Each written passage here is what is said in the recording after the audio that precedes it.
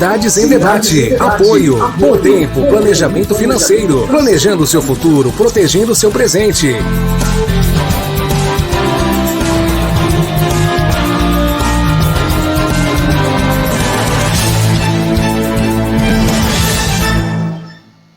Você tem um sonho?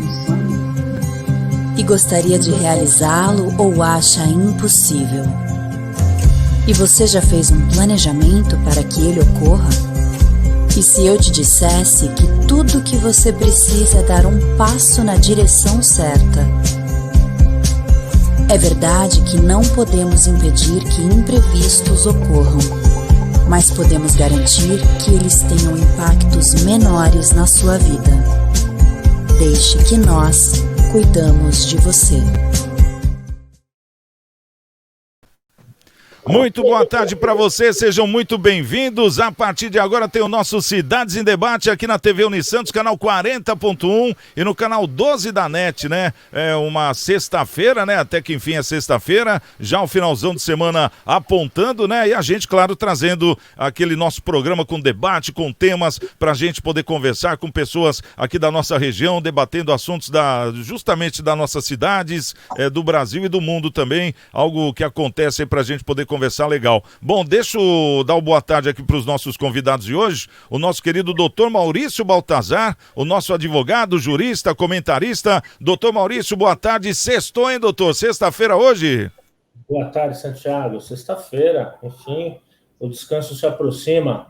Espero que tenhamos um bom programa, agradecendo a presença do secretário e Adriano Leocádio, do Marcelo, que nos honra aqui na nossa bancada, e cumprimento também os telespectadores, os ouvintes, os internautas que nos assistem agora.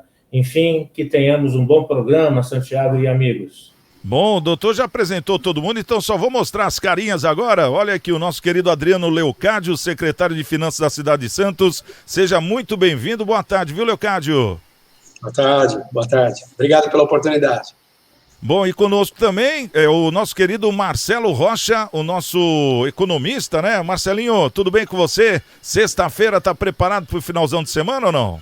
Sextou, meu irmão, preparadíssimo, um prazer estar aqui com você, com os demais amigos e, obviamente, com todo o seu público aqui que está aumentando a cada dia de programa. Parabéns, viu, meu irmão?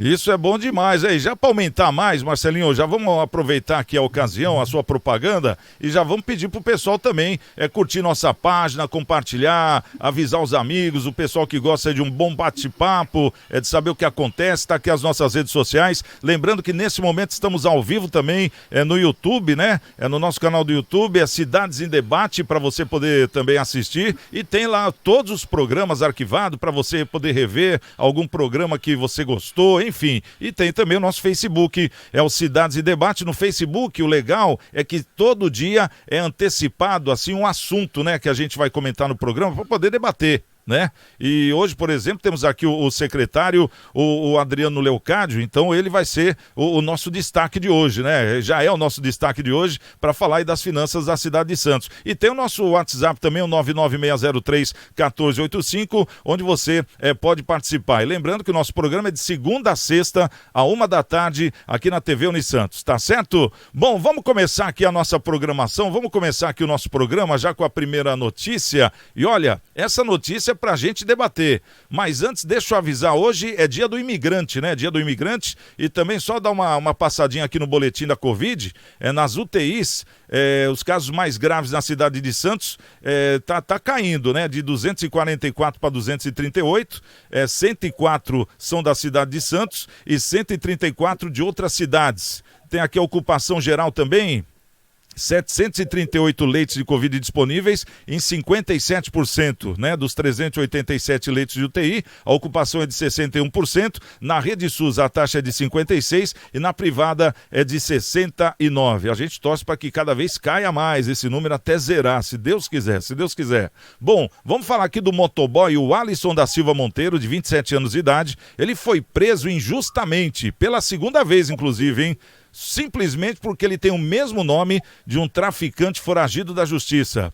Ele passou a noite do último domingo na 35ª Delegacia de Campo Grande, na zona oeste do Rio de Janeiro, e foi solto na segunda, ou seja, no dia seguinte. O advogado de defesa correu para evitar, né, que Alisson fosse levado de novo para o presídio de Benfica, na zona norte do Rio de Janeiro, como aconteceu na primeira prisão, que foi injusta também, em abril de 2019. A defesa conseguiu que um contramandado, né, de prisão fosse expedido, o que revogou a detenção baseada em informações erradas. No momento da prisão, Alisson apresentou à polícia o alvará de soltura antigo que ele levava no bolso desde que foi preso pela primeira vez, mas não foi o suficiente não, ele foi preso. Bom, foi liberado às 3h30 da tarde da segunda-feira, isso foi no domingo, e segundo o advogado de Alisson, o nome do rapaz ainda consta no Banco Nacional de Justiça como foragido. A Polícia Civil informou que não cabe à instituição atualizar os dados dos sistemas. O doutor Maurício, e agora, toda vez que ele parar numa blitz, ele vai ser preso, é isso mesmo? O microfone, doutor, tá fechado seu microfone. Perdão, senhores. Existe esse risco, sim, viu, Santiago? É comum problemas jurídicos em razão da homonímia, né? Homônimos. Inclusive, eu sou advogado hoje porque, na minha infância, a residência do meu pai foi penhorada por questão de homônimos. Ele levou muito tempo, gastou dinheiro para resolver essa questão, e foi a partir de então que eu me apaixonei pelo direito. E estou aqui hoje comentando um assunto jurídico dessa natureza. Aqui no estado de São Paulo, a gente existe um mecanismo para evitar essa situação. A pessoa que descobre que tem um bandido homônimo e que pode correr o risco de ser preso, ou ainda, a pessoa que descobre que tem um homônimo que deve no mercado, aí deve de forma geral, enfim, e isso está causando problemas de crédito para ele pode constituir um advogado e requerer no Tribunal de Justiça de São Paulo uma certidão negativa de homônimo. Ou seja, o Tribunal de Justiça de São Paulo reconhece que ele tem o mesmo nome daquele indivíduo, contudo, ele não é a mesma pessoa e ele está lá com a certidão negativa expedida pela autoridade judiciária. Isso impede que ele seja preso ou até que tenha com nome sujo e tenha, assim, os efeitos negativos dessa circunstância, dessa coincidência de nome. Lá no Rio de Janeiro, pelo que se consta, não existe essa possibilidade. Então, se eu fosse o advogado do motoboy, eu entraria com um habeas corpus preventivo e ficaria com um habeas corpus, né, com mandamus na mão ali, evitando que qualquer outra pessoa pudesse me prender de novo. Mas mesmo assim há riscos, porque de tempos em tempos essa ordem de prisão ela é renovada. Então, se o seu mandado de segurança, seu habeas corpus preventivo está com uma data lá, vai de fevereiro de 2019, e aí com a inovação do sistema vem uma outra ordem de prisão de 2020, eles não vão aceitar o teu mandado de segurança do habeas corpus e vão te prender da mesma forma. Então, melhor seria ter esse tipo de certidão. O que também é lamentável, né, Santiago? Nos dias de hoje, senhores, com tanta tecnologia, né, com tanta agilidade com a internet, não é possível não ter um mecanismo capaz de identificar que aquele sujeito lá, em que pese tem o mesmo nome, não tem o SIC, o RG, o CPF, melhor dizendo, e nem os pais iguais, né? É impossível que isso aconteça. E aí evitar um constrangimento dessa natureza, que obviamente vai gerar uma indenização por dano moral aí violento, ainda mais com a reincidência, né? 2 vezes. Bendito homônimo no seu caso, hein, doutor? Porque aí transformou o senhor nesse advogado que nós conhecemos aí, renomado, né? Que bom, hein? Olha aí, há males que vem pra bem, tá vendo só, Marcelinho? Agora, diz uma coisa, Marcelinho, como é que você vê essa história? Já foi confundido com alguém? Eu já fui confundido. Uma vez veio uma oficial de justiça com uma cara brava. O senhor é o seu Santiago, tal. Sou eu. Deu o nome todo. Eu falei, rapaz, o que eu aprontei, né? Nem eu sei, né? Dela, o senhor tá sendo intimado. Eu, não, mas calma aí, eu não fiz nada disso, né? Ela, não, mas tá aqui, o papel não mente, né? Daí eu falei, não, deixa eu ver. Daí eu olhei, o RG não era o meu. Eu falei, não, mas calma aí, o RG tá errado. O senhor tem o seu RG? Daí eu mostrei pra ela. Ela falou, nossa, é um homônimo. E ela pegou o telefone celular e ligou lá, acho que pra central, né? E daí já vieram mais 3 nomes. Quer dizer, na Baixada Santista, somos em 3 homônimos, né? Então por aí você vê. É uma coisa que pode acontecer. E o meu nome não é tão fácil, né? Santiago e tal, tem o Pérez, né? Então, agora imagina o nosso amigo aqui, o motoboy, quer dizer, o nome dele, dentre todos, eu acho que é mais fácil, né? No caso, o Alisson da Silva Monteiro, 27 anos. E outra, hein, doutor? É complicado, hein? Agora, então, quer dizer, que nem você falou, com essa tecnologia toda, não tem como, né? Eu acho que teria. E aí, Marcelinho, como é que você vê essa história do homônimo? Rapaz, eu posso te contar que eu também sofro com isso daí, viu? Porque meu nome é curtinho. Por exemplo, às vezes eu estou dando entrevista lá para uma grande emissora, lá em Curitiba. Estava até atuando como repórter exclusivo lá da Lava Jato, na época lá do Moro e outras coisas mais, né? Teve outra vez, eu estava praticando aí uma rebelião num presídio de Sergipe, porque meu nome é curtinho, né? Marcelo Rocha, só, nada mais, nada menos, né? Só no Conselho de Contabilidade aqui, onde eu sou delegado, tem mais ou menos ali 120 pessoas com o mesmo nome, exatamente o mesmo nome. Meu pai não me colocou mais nome e eu acabo tendo esse problema, né? Mas, claro, século XXI, né? Se estivéssemos falando dessa notícia no século XIX, né? Indo bem lá para trás, né?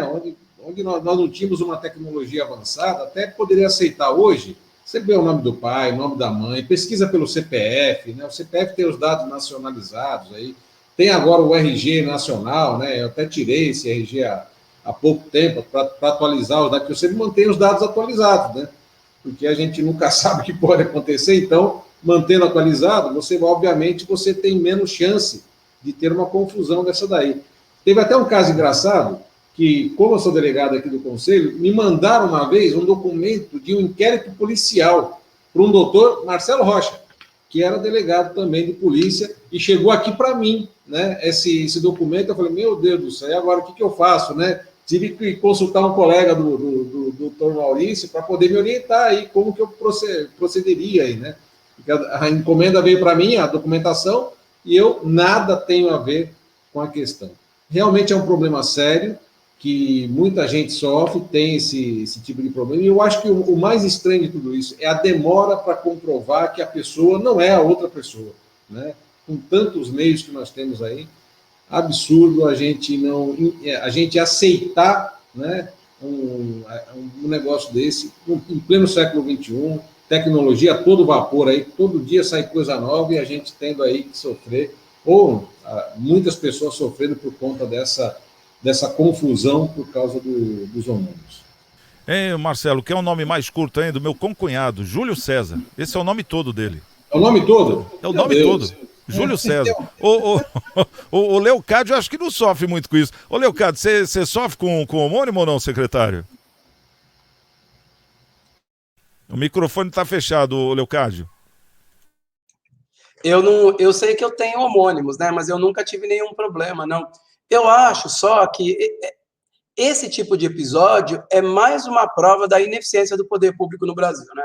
Eu sou servidor público há algum tempo já, e assim, isso para mim é muito evidente que nós temos ferramentas tecnológicas, nós temos como já foi dito pelo doutor, assim, a gente tem uma série de instrumentos que a gente pode se utilizar. Por que não utiliza? Porque a ineficácia dentro do poder público ela é tão latente que ela comete injustiças tamanha com as pessoas. Né? Você demorar para libertar uma pessoa dessa, você prender uma pessoa dessa, porque é homônimo, em pleno 2021, é inconcebível, e, na verdade, a sociedade deveria se indignar com uma situação dessa. Porque não é só a culpa, não é só porque é com um rapaz que é motoboy, que é simples, mas isso fere, na verdade, a dignidade de toda uma nação. Porque o poder público tem obrigação, inclusive constitucional, de dar amparo para essa situação, de garantir com que todos os direitos dos cidadãos sejam resguardados. Então, eu acho triste, viu? Leocádio, a gente pensando assim num bate-pronto, nessa questão para o rapaz ser preso, passou por cima de várias situações. Primeiro, o RG dele não deve ser igual o do bandido, né? O RG já deve ser diferente. Então, quer dizer, teve a desconfiança da pessoa de bem ser um bandido com RG alterado. tem também o teste da impressão digital. Eu estou falando, antes de entrar em carceragem, né, em cárcere, eu acho que teriam algumas outras atitudes a serem tomadas. Né? Eu acho que é mais fácil o quê? Bota dentro da cadeia, se ele não for, amanhã o advogado vem e tira. Que foi o que aconteceu. Mas imagine você, um cara vai trabalhando, motoboy, imagina, entregando uma alimentação, ter que parar o seu trabalho para ir preso, para sair no outro dia e ter que chamar um advogado. Doutor Maurício, que nem o Leucádio está falando, é uma falha absurda do sistema. E aqui numa brincadeira que nós estamos fazendo aqui, o senhor já passou por isso, se tornou advogado por causa disso, eu nem sabia. O Marcelo já passou por isso, eu já passei por isso. O Leucádio não passou, mas ele já sabe que existe homônimos. Quer dizer, como é que fica isso? O que tem que ser feito numa situação dessa, doutor Maurício? É mais recorrente do que você imagina. Nesses 25 anos de profissão, eu posso falar para você seguramente que uma vez, no mínimo uma vez, 2 vezes por ano, eu tenho um evento dessa natureza. Porque são muitos os homônimos, enfim, e acaba tendo um problema ou outro nesse sentido. Eu concordo com o secretário, a ineficiência do Estado, nesse caso, ela esbarra até a litigância de má-fé, a prevaricação de uma série de autoridades, porque é bem óbvio, né? Ainda mais quem lida com isso, porque o sujeito, para ser preso, ele tem que ser identificado por um policial que foi, em tese, treinado para isso, sabe verificar se o documento, ou pelo menos ele deveria verificar se o documento é falso, grosseiramente. Quando não é grosseiramente, na dúvida, tem que prevalecer a vontade do indivíduo de boa-fé, aquele que está ali dizendo a verdade, identificando os nomes, falando de cor e tudo mais. Além do que, tem as digitais, tem uma série de mecanismos capazes de evitar que o mal pior aconteça. Porque, para mim, já é o constrangimento só deter o sujeito lá e acusá-lo de, suspeitá-lo de ser o bandido mora, aquele que é procurado pelo Estado. Então, ser conduzido à delegacia e ainda ser preso, levado para o presídio ainda, correr risco lá, que a gente sabe que existe, que é um ambiente insalubre, periculoso, enfim, é muito ruim para a sociedade como um todo e merece não só a justa indenização para a vítima, mas uma análise, uma crítica, um auto-julgamento do Estado juiz, que não está prestando um bom serviço, está longe de fazê-lo e precisamos sim tomar uma providência. A exemplo do programa de ontem, enquanto a gente comentou lá a questão dos nazistas, neonazistas e tudo mais, o promotor fechando os olhos daquele jeito, aqui é a mesma coisa. Cadê o Ministério Público? Porque o Ministério Público é, antes de tudo, fiscal da lei. E se a lei não está sendo verificada, se o procedimento não está sendo adequado, ele tem que se utilizar desse poder de polícia, o poder de investigação, o poder de fiscal da lei e fazer com que ela efetivamente seja cumprida e uma boa prestação de serviço seja entregue ao cidadão do Rio de Janeiro, que não é o que está acontecendo. Então, assiste razão ao secretário, nós deveríamos cobrar mais os nossos administradores, o Tribunal de Justiça, no caso do Rio de Janeiro, porque está longe de prestar um bom serviço aos cidadãos do Rio de Janeiro. Tá certo. Fora aquelas pessoas, né, que têm os seus homônimos e ainda pagam a pena pelo outro, né? Como era o caso, né, a sua casa, né, a casa do seu pai. Foi pro prego a casa, doutor? Mas não conseguiu, né? O nome do meu pai é Manuel Gomes de Lima.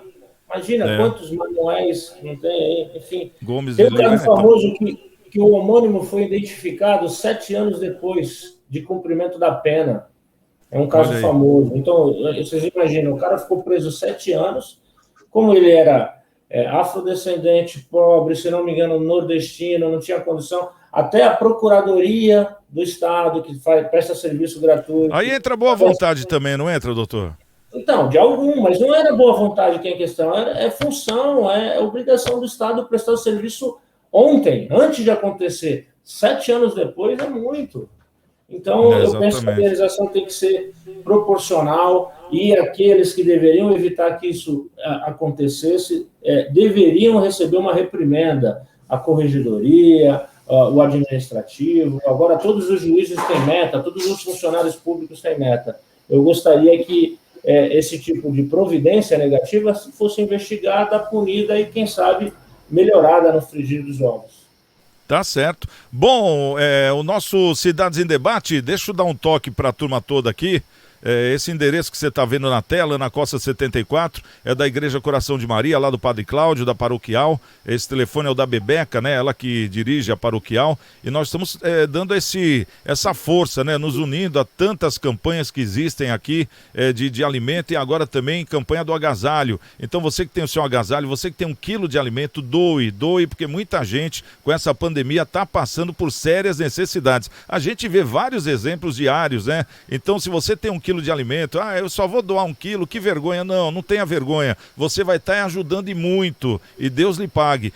Esse telefone que a gente põe na tela, a gente sempre reforça para você ajudar a campanha da sua rua, do seu bairro, da Sociedade de Melhoramentos do seu bairro, da igreja, da sua igreja, independente de credo, e também do grupo de amigos, né? Sempre muito importante. Agora, caso você tenha alguma coisa para doar e não tem como levar, eu deixo à disposição o número da Paroquial, porque eles mantêm uma equipe que eles vão até o local, até você, numa hora marcada, né? Que vocês combinem, ligando para esse número 32237381, você vai poder fazer a sua doação e vai chegar na mão de quem precisa, tá certo? Então, mais uma ferramenta aí para você poder ajudar os nossos irmãozinhos que tanto estão precisando, vários pais de família, né? Então tá aí, doe sim, e não olhe a quem, não fique pensando, o que vão fazer com o meu quilo de alimento, o que vão fazer com o meu agasalho. Faça a sua parte, Deus está vendo, deixa o resto com ele, né? É assim que funciona. Bom, vamos trazer aqui um outro assunto. Esse assunto também, olha, esse aqui é assunto que dá guerra, hein? Esse aqui é um assunto que dá guerra. A gente está acompanhando aí que os Estados Unidos, né? Inclusive deram um prazo lá de quanto tempo, doutor? Acho que eram 90 dias, né? 90 dias para inteligência militar, para se achar né? Para se achar o culpado aí do coronavírus, né? Do vírus do Covid. E um pesquisador dos Estados Unidos recuperou dados de sequenciamento genético de amostras do novo coronavírus que havia sido coletada no primeiro caso do Covid-19 em Wuhan, na China, e que havia desaparecido num banco global de dados científicos, né? Quer dizer, ficou lá na internet, no Google, tudo que vai para a internet fica arquivado de alguma maneira. Ficou jogado lá nesse mundo, né, que é a internet. E ele lá, fuçando atrás de algumas outras coisas, achou lá 20 das 200 sequências do genoma do SARS-CoV-2, que foram apagadas da base de dados a pedido de pesquisadores chineses há cerca de 1 ano atrás. Esse material pode ajudar a esclarecer as origens da pandemia, né? E o nome do pesquisador, ele que é renomado cientista americano, biólogo, né? É o Jesse Bloom, especialista em vírus, inclusive ele fez a pesquisa do influenza, né? E atualmente faz as suas pesquisas num centro de câncer, o Cancer Center de Seattle, nos Estados Unidos. O doutor Maurício, esse homem sem querer pode estar desencadeando uma guerra, né? Porque vá que apareça aí no veio do morcego esse negócio. Como é que fica a história? Existem líderes religiosos que defendem que nós vivemos uma época do desmascaramento. Por mais que tentem ocultar os malfeitos, eles acabam vindo à tona. E me parece que esse caso é mais um deles. Eu acho que não é coincidência o vírus ter nascido lá em Wuhan, na China, e a China ter todos os equipamentos, todos os insumos necessários para atender todo mundo. Então, eu penso que há algo mais obscuro nessa situação toda. E não só sou eu, né? O próprio Trump, antes de sair do governo, ele já havia determinado uma certa investigação, e agora a atual administração dos Estados Unidos também determinou que a inteligência militar, num prazo de 90 dias, fizesse essa investigação. Coincidentemente, esse cientista traz ainda mais informações que apimentam essa situação. Eu acho que ainda vem muita água, vai passar muita água por baixo dessa ponte. E a verdade virá, Santiago. E eu acho que a verdade foi, sim, o ato do ser humano, de alguma maneira, por acidente ou não, o ser humano tem dedo nessa pandemia aí e precisa ser investigada, estudada, para evitar que isso aconteça de novo. Afinal de contas, a gente está falando de vidas, né? Muitas delas foram ceifadas por essa doença, e espero que esse estudo também avance para uma vacina capaz de evitar que adoecemos e, enfim, que tenhamos um futuro melhor. Tá certo. Ô, secretário, como é que você vê essa pesquisa aqui, esse sequenciamento que foi descoberto do nada e a China tinha dito, mas nós não temos mais os dados. Aí numa investigação descobriram que tinham sido apagados. Aí teve aquele cientista que dedurou, sumiu do mapa também, morreu, né? Sumiu, derreteu. E agora aparece os 20 dos 200 sequenciamentos encontrados. Isso aí dá uma crise danada, não dá não, secretário? Dá, né? Eu acho que nesse momento, acho que a grande preocupação da humanidade deve ser compreender o que aconteceu, né? Acho que esse deve ser o grande propósito da humanidade, entender de que forma a gente chegou nessa pandemia, né? Se isso é obra do acaso, se isso é obra da mão humana. Eu sinceramente, eu não tenho conclusão. Eu torço muito para que não tenha nenhuma interferência humana nisso, porque isso, se houver essa interferência humana, como muitos acreditam, isso incorreria em uma questão geopolítica muito séria, né? Com as duas maiores potências do mundo, principalmente. Mas eu torço muito para que a gente descubra de fato o que aconteceu, para que a gente possa compreender, até para que a gente possa se preparar para outros eventos dessa magnitude, né? A gente viu que o mundo não estava preparado para essa pandemia que a gente enfrentou, nem o Brasil e nem o mundo. A gente foi aprendendo com o tempo a lidar com a situação. Mesmo assim, ontem morreram mais de 2.000 pessoas só aqui no Brasil. Então, assim, a gente precisa, de alguma forma, em primeiro lugar, entender para depois, evidentemente, responsabilizar, se for o caso. Mas compreender o que houve, eu acho que é o prioritário nesse momento. Acho que o mundo carece dessa informação. Não sei se vai ser rápido, não sei se vai ser demorado, mas a gente precisa investir tempo e esforço para compreender a origem disso tudo, porque eu não acredito que seja obra do acaso também.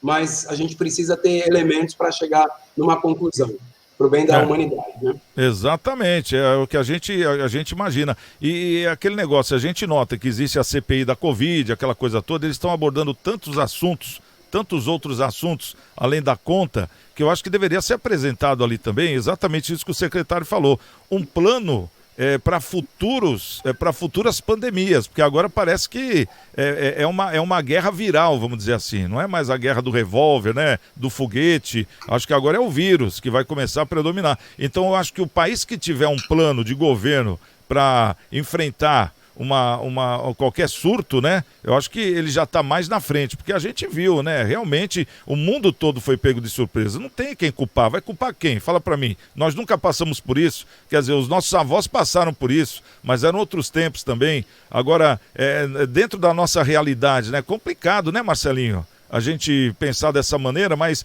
eu acho que seria muito bem-vindo, né? Um plano desse ou não? Sempre é, né? Tudo que você faz com prevenção, investe, né, em prevenção, planejamento, tá? É muito menos custoso do que você trabalhar quando a ação se concretiza, né? O Brasil tem muito disso, né, Santiago? As coisas aqui geralmente acontecem quando algum desastre vem à tona, né? Vide aí, vou um pouquinho lá para trás, lá na Boate Kiss, né, que pegou fogo lá, tal. A partir dali, o que começou a acontecer, né, com as questões de alvará, tal, endurecimento, tal, por conta de algo que já deveria acontecer, né? Agora, nessa questão da pandemia, tudo ainda é muito, assim, né, nebuloso, a gente não tem uma informação concreta, né, mas entendo que há necessidade, sim, de esclarecer o fato, como o próprio doutor Maurício falou, verificar de onde surgiu, se foi por uma falha humana, ou até mesmo de forma criminosa, né, se isso surgiu, para que, obviamente, algum tipo de responsabilização seja imputada aí ao causador, né? Porque imagine a dor que esse vírus está causando no mundo inteiro, nas famílias, né, nas nações aí, e o que isso pode trazer, né, de consequência para a gente, mas que seja, na pior das hipóteses, um grande ensinamento para que no futuro nós não tenhamos que sofrer com tanto problema nessa questão aí de saúde pública. Mas não fica aquele negócio também, por exemplo, a teoria do homem traído, né? Minha mulher tá me traindo, eu vou lá, vou descobrir, tá bom, mas se você descobriu, descobri, e agora tem que tomar atitude, mais ou menos isso. Por exemplo, se for descoberto que a China realmente, como todo mundo imagina, que foi o precursor do vírus, propositalmente, E aí, vai fazer o quê, doutor? Fala para mim. Vai soltar um foguete lá? Vai chamar o presidente da China lá, o líder, para se relatar ao mundo? Qual será a resposta dele? Eu acho que não chega tanto, né? Eu acho que as autoridades vão ter que interpelá-lo e, diante desses tribunais internacionais, tentar fazer uma recomposição, porque, afinal de contas, a guerra não cabe. Se a China entrar em guerra, acaba o mundo. Todo mundo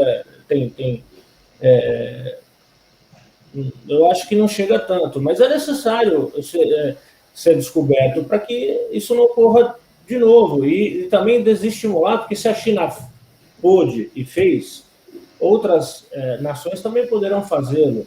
E aí, como é que fica? Então, vamos fazer mais ou menos aquele acordo internacional que tem da diminuição de armas atômicas. Quem sabe? Então vamos fazer um acordo internacional em que nós não vamos manipular vírus mais aqui e tal, e um vai fiscalizar o outro, como acontece, pelo menos em tese, na questão atômica, e evitar essa expansão nesse sentido. Me parece que é uma saída dessa. Não a guerra, mas se deixar isso em branco, sem fazer nada, Santiago, é um incentivo para que a China continue fazendo, se é que ela fez de forma dolosa, ou qualquer outra nação também faça. E aí, me parece que a extinção humana também vai chegar, porque haja saúde para tanto vírus, né? Hein, ô Marcelinho, como é que você vê isso aí? Vem uma guerra, né? Porque os caras não respeitam ninguém, estão invadindo tudo, né? Dia desse aqui no Brasil mesmo, um navio chinês aqui em território nacional, foi semana passada, teve um navio pesqueiro da China que atropelou um barco pesqueiro brasileiro com intenção de afundar mesmo.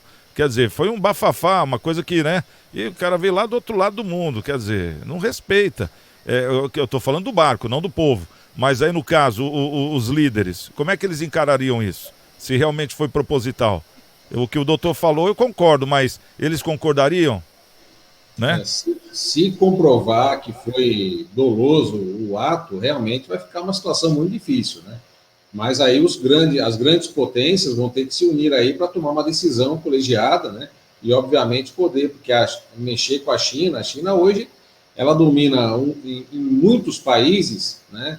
As fontes de matrizes energéticas, né? Você pode ver, vamos aqui pertinho, em São Paulo mesmo, a CPFL, a direção dela, né, é chinesa, né? Então, elas estão com bala na agulha, tem bastante recursos, estão investindo, né, estão gerando emprego, obviamente, também, mas não podemos deixar de lado essa situação. Então, eu acho que em toda situação, Santiago e amigos, o diálogo sempre é o melhor remédio, né? Mas, numa situação dessa, se o diálogo ele acaba, aí não tem jeito. Aí pode virar uma situação muito ruim para todos nós, que é o que a gente não quer nesse momento, né? Porque se isso acontece, com certeza teremos consequências aí, tanto econômicas quanto na humanidade. Eu estou falando isso porque o que eu noto, doutor, eu concordo plenamente com o que o senhor falou, mas eu estou notando que os Estados Unidos estão indo sozinho, né? Isso aqui é um ato de guerra, vamos investigar até com a inteligência e com o exército. Por exemplo, se tivesse essa desconfiança, se chamasse os países, pessoal, vamos analisar todo mundo junto, eu acho que seria muito mais fácil. Aí comprovou, que é o que parece que está para acontecer.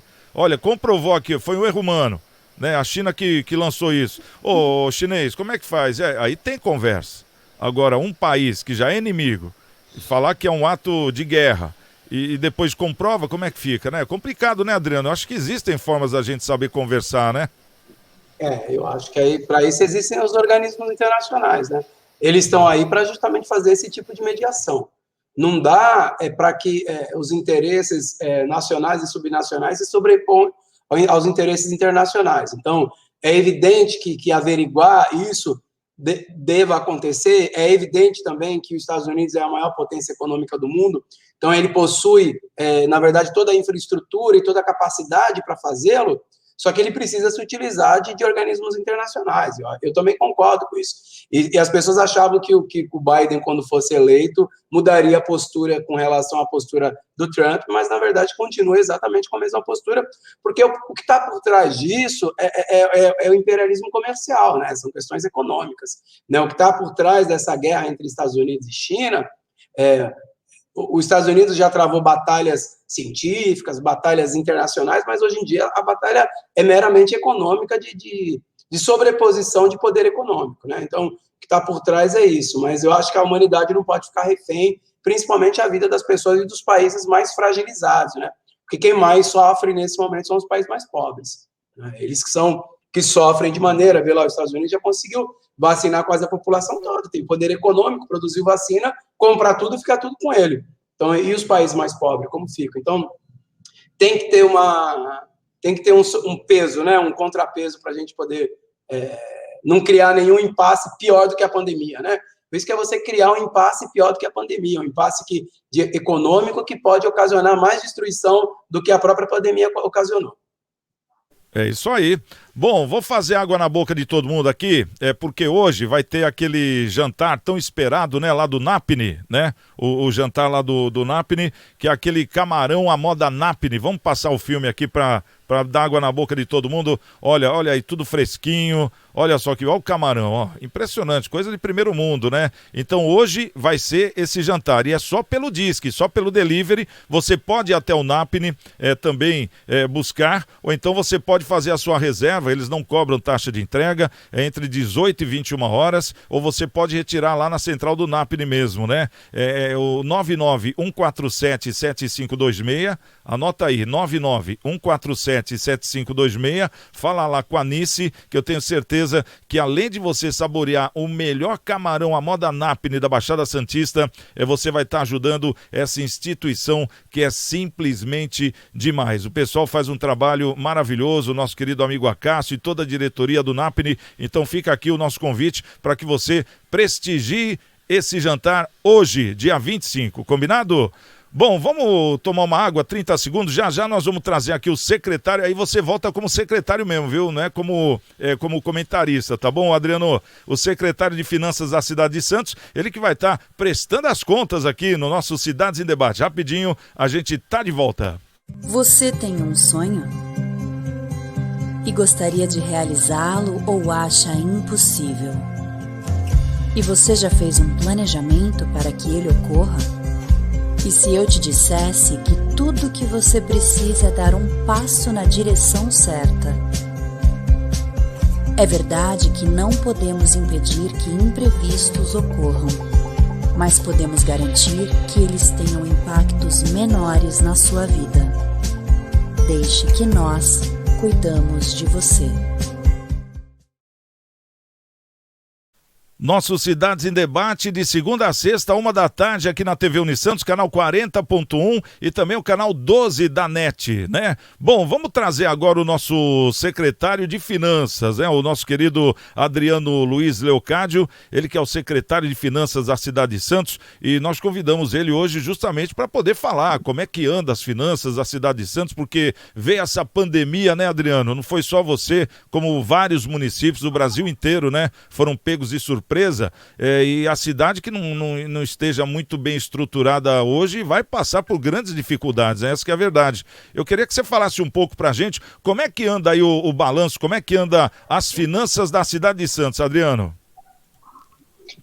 Assim, a cidade de Santos, a gente está passando, como todo o setor público no Brasil, por uma pressão muito grande por conta dos gastos da pandemia, né? Os gastos da Covid têm pressionado bastante as contas públicas, então é um gasto, para você ter uma ideia, a Constituição fala para a gente gastar no mínimo 15% com saúde, das receitas tributárias, a gente gasta acima de 25%, estamos gastando. Então, estamos gastando 10% a mais de toda a receita tributária do município, que é maior que 2 bilhões de reais. Nós fechamos o último exercício com superávit orçamentário, né? Ou seja, a gente gastou menos do que a gente arrecadou, isso deu possibilidade da gente iniciar esse ano com uma estrutura um pouco mais organizada, né? Esse superávit que a gente arrastou do ano passado para cá. A gente já fechou o primeiro quadrimestre, então o primeiro quadrimestre a gente também teve um resultado positivo nas finanças aqui do município, né? É uma busca constante para você equilibrar receita e despesa, né? A gente não pode, nesse momento, o prefeito Rogério Santos e toda a equipe nossa, que nós somos contrários a qualquer tipo de ação que promova aumento de carga tributária, então a gente tem que buscar eficiência na arrecadação. Pelo lado da receita, a moeda desvalorizada, ela impulsiona, né, as exportações, porque o produto nacional acaba ficando mais barato. A cidade de Santos depende basicamente do porto, né? O porto, ele é 80% da nossa economia, e a arrecadação oriunda do porto acaba tendo um impacto muito grande nas contas municipais. A gente tem uma receita bastante equilibrada, no sentido de arrecadação. A gente teve alguns tributos que aumentou, evidentemente, a inadimplência, aumentou um pouco o IPTU, as taxas de licença, mas, em contrapartida a isso, a gente fez algumas ações de estímulos à economia, né? Porque o prefeito Rogério Santos, ele costuma falar que a gente tem 3 pilares básicos para a gente trabalhar agora, nesse momento da pandemia, né? Desde o ano passado, mas principalmente nesse ano. Quais são os 3 pilares que a gente tem trabalhado aqui na Prefeitura de Santos? O primeiro dele é dar atendimento à população, atendimento de saúde, aquele que precisa utilizar-se do sistema de saúde por conta da pandemia ou por qualquer outro problema de saúde. Então, nenhum santista que foi a qualquer unidade de saúde de Santos ficou sem atendimento. Então, essa é a nossa preocupação. Hoje, a gente tem um pouco mais de 50% dos leitos de UTI direcionados à Covid ocupado, então a gente garante que qualquer pessoa que precisar de um tratamento por infecção do novo coronavírus, ele vai ter atendimento. Esse é o primeiro ponto. Segundo ponto é buscar agilidade no processo de vacinação, que é tão importante quanto dar atendimento. Então, a gente acredita, estruturando toda a rede de saúde, para que a gente tenha a condição de vacinar mais e mais as pessoas com a maior agilidade possível. Daí a gente faz até um apelo, né? Porque está tendo agora uma onda de escolher vacina. A gente entende que é para a pessoa vacinar com agilidade. Chegou na sua data, vai lá e vacina. Porque é essa tal imunidade de rebanho, quando a gente chegar em 70% da nossa população vacinada com as 2 doses, que a gente vai conseguir ter uma retomada econômica, que é o terceiro pilar, né, das nossas ações. E isso entra muito a minha pasta, né? A gente trabalhou bastante em alguns projetos de lei. A gente fez um projeto de moratória, né, onde a gente permite que a pessoa não possa pagar até 30 de novembro as taxas municipais e alguns impostos, que ele possa pagar até o dia 30 de novembro sem nenhum acréscimo de juros e multa. Nós fizemos outros 2 projetos de lei, que é um projeto de isenção e outro de remissão, né? Ou seja, são algumas atividades elencadas, atividades empresariais ou atividades autônomas. Aqui a gente tem a atividade do camelô, a gente tem a atividade do taxista, a gente tem a atividade de bares e lanchonetes, que receberam benefícios fiscais, ou seja, eles foram ou perdoados da dívida referente a 2001, e também perdoados de pagar daqui para frente, né? Então, são essas ações atreladas a programa de capacitação que a gente tem feito. A gente distribuiu bolsa de capacitação, a gente também está fazendo transferência voluntária, né, de recursos para as pessoas de mais baixa renda. Então, nós estamos cercando na área cultural ajuda para o movimento cultural. Então, dentro da nossa possibilidade municipal, a gente respeitando o equilíbrio fiscal, porque não adianta você estrangular as contas públicas, porque a gente tem conhecimento, né, e o que a gente viu no Brasil recente é que o estrangulamento das contas públicas, eles incorrem necessariamente numa perda significativa na qualidade do serviço público. Então, nós entendemos hoje, e o prefeito Rogério tem conduzido isso de uma maneira muito, muito eficaz, que é da gente garantir o equilíbrio das contas públicas para que a gente possa garantir o atendimento nesse momento e, principalmente, nos preparando para a retomada que, acredito em Deus, em breve nós teremos. Então, nós estamos num momento equilibrado, atentos a esse gasto da pandemia, atentos a alguns outros gastos nossos que a gente tem enfrentado, mas a gente tem conseguido trabalhar de maneira bem eficaz nesse sentido.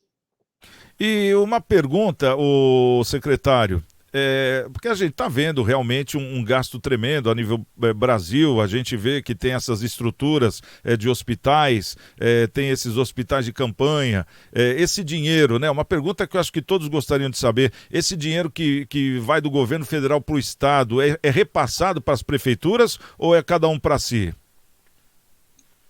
A gente tem a composição do Sistema Único de Saúde, né? A composição do Sistema Único de Saúde, ele transfere de recursos por...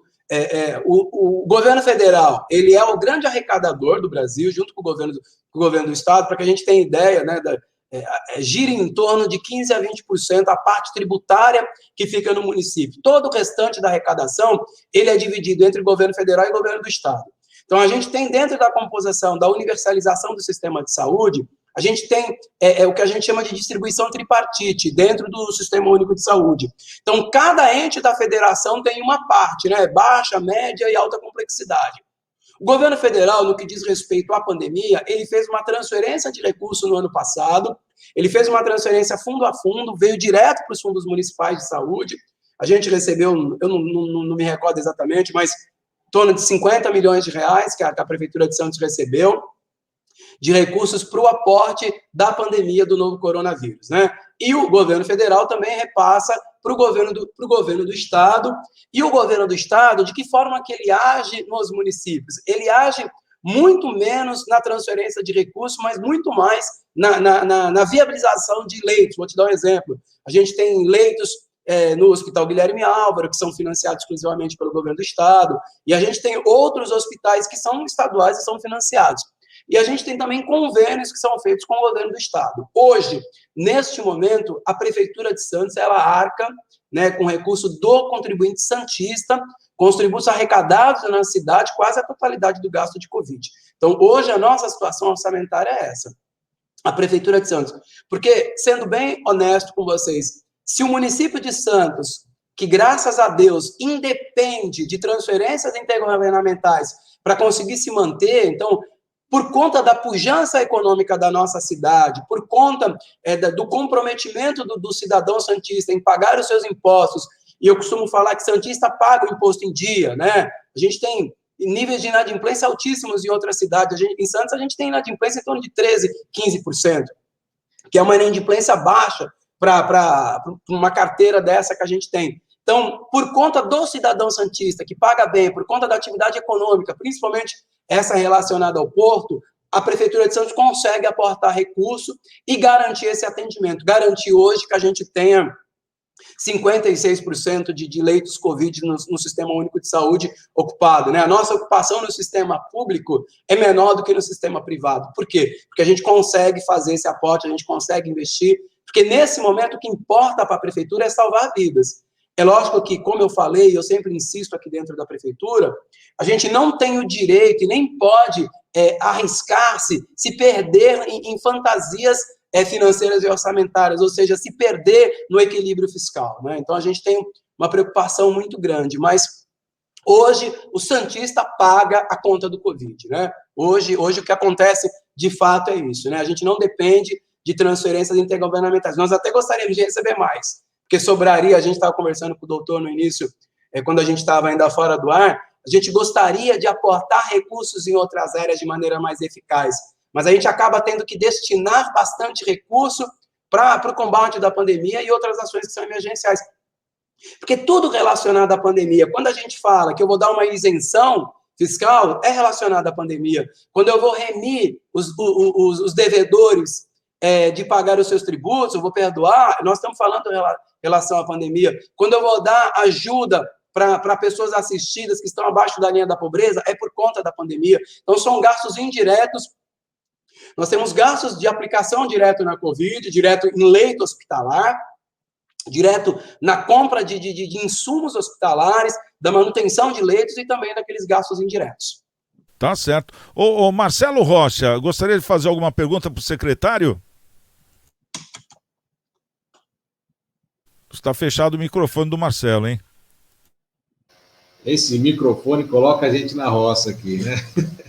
Eu queria, primeiramente, parabenizar o trabalho do secretário, né? Tem acompanhado aí pelos meios de imprensa, e Santos tem um diferencial exatamente por conta do porto, né? E sabendo desse índice de inadimplência da cidade, isso obviamente é fruto do trabalho da prefeitura mesmo, né? Na questão de cobrança, de buscar esses créditos, né? Que muitas prefeituras deixam de lado. Né? E, obviamente, aí, quando você não tem uma cobrança efetiva, obviamente o nível de inadimplência tende a crescer, porque fala, vamos deixar quieto lá, porque não vão cobrar, vai demorar para cobrar e tudo mais, né? Eu queria saber do secretário se por conta desse aumento, esse aumento do investimento na saúde por conta da Covid, algum setor ficou menos favorecido. Não digo desfavorecido, porque com certeza tem um atendimento, mas se de repente sair um pouquinho de recurso de algum outro setor para ser canalizado aí na questão da saúde por conta da Covid. E considerando que Santos atende praticamente toda a região aqui, né? Então, todos os municípios canalizam ali na cidade de Santos, que obviamente eu acho que acaba aí sendo o grande órgão de fomento, né, dessa questão pandêmica aqui na nossa região. Assim, primeiro falando sobre a questão da inadimplência, né, a gente tem a Secretaria de Finanças, ela possui uma equipe de técnicos, né, eu sou economista, sou concursado da prefeitura, sou servidor público, a minha equipe toda a minha equipe é formada por servidores de carreira, então os meus chefes de departamento, né, com uma outra exceção, evidente, a minha equipe, eu tenho uma equipe de mais de 70 auditores fiscais que trabalham nessa pandemia, trabalharam diuturnamente, né, em home office, em loco, então um trabalho de muita inteligência tributária, que a gente costuma falar.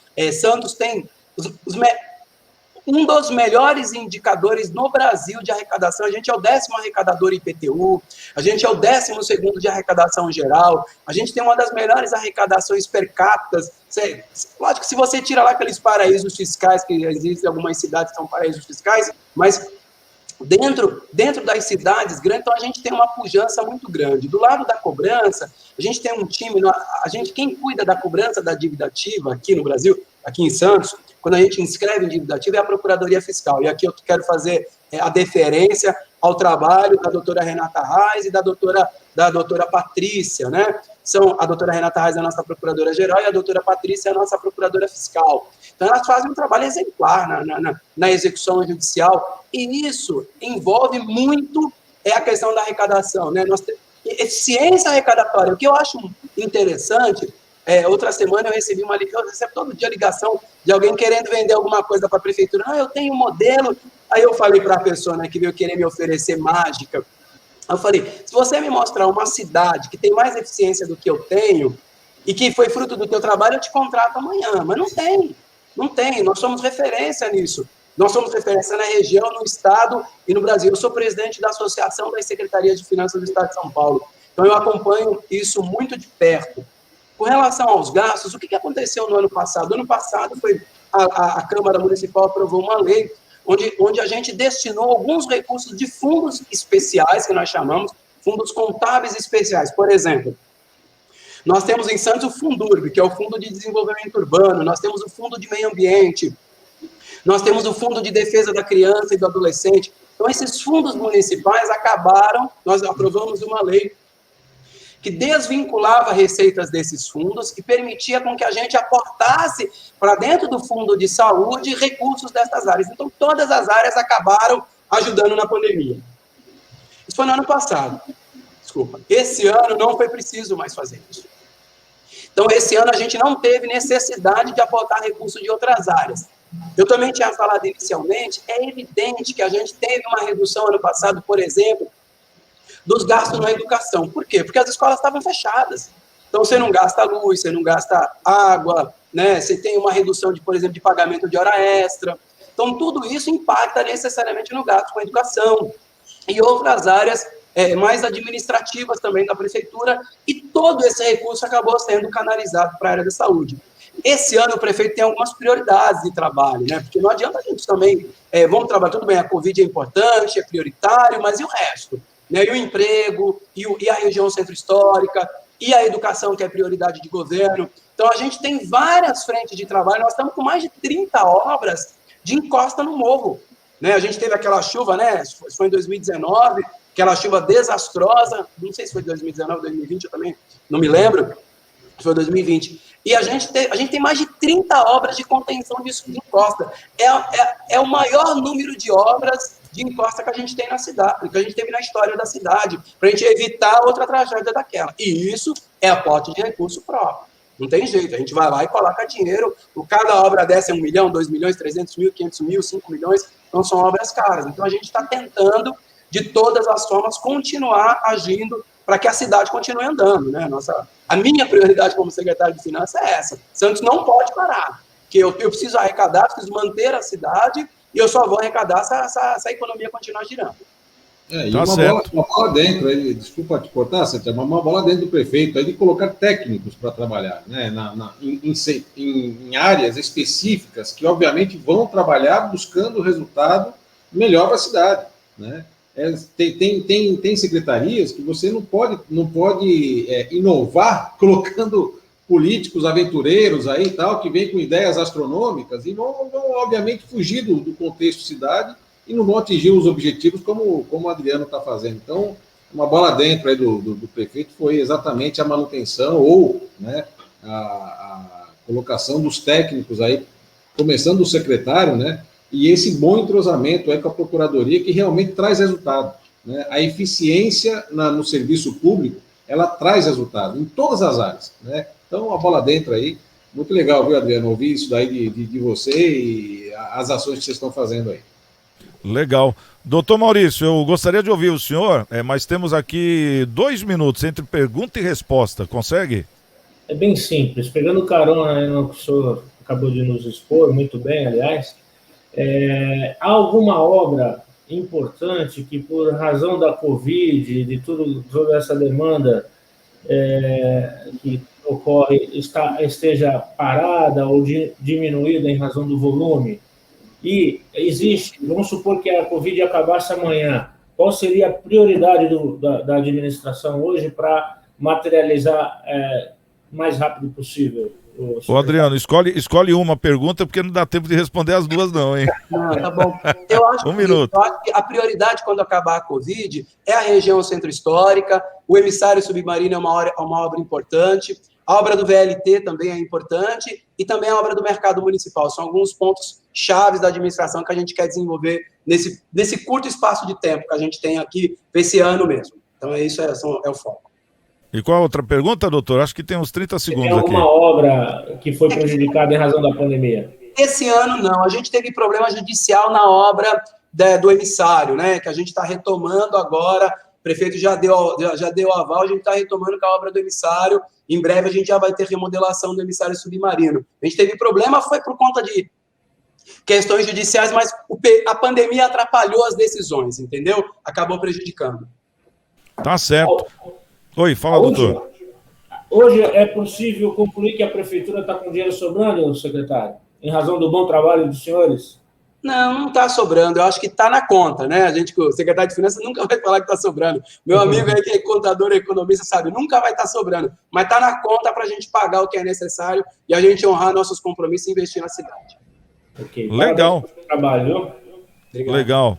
Bom, então eu quero agradecer aqui a presença do nosso secretário de Finanças da cidade de Santos, foi nosso convidado de hoje, o Adriano Luiz Leocádio. Obrigado pela presença, viu, Adriano? Também o doutor Maurício Baltazar, nosso advogado e comentarista. Obrigado, viu, doutor? Até segunda, hein? E o Marcelo Rocha, né, o nosso economista. Marcelinho, um abração para você, um ótimo fim de semana. E para você que está nos assistindo também, obrigado pelo carinho, obrigado por estar nos dando essa audiência carinhosa. E segunda-feira tem mais um Cidades em Debate, 13h. Um ótimo fim de semana, estamos com Deus. E segunda-feira, quem chegar primeiro já sabe, né? Espero outro, até lá.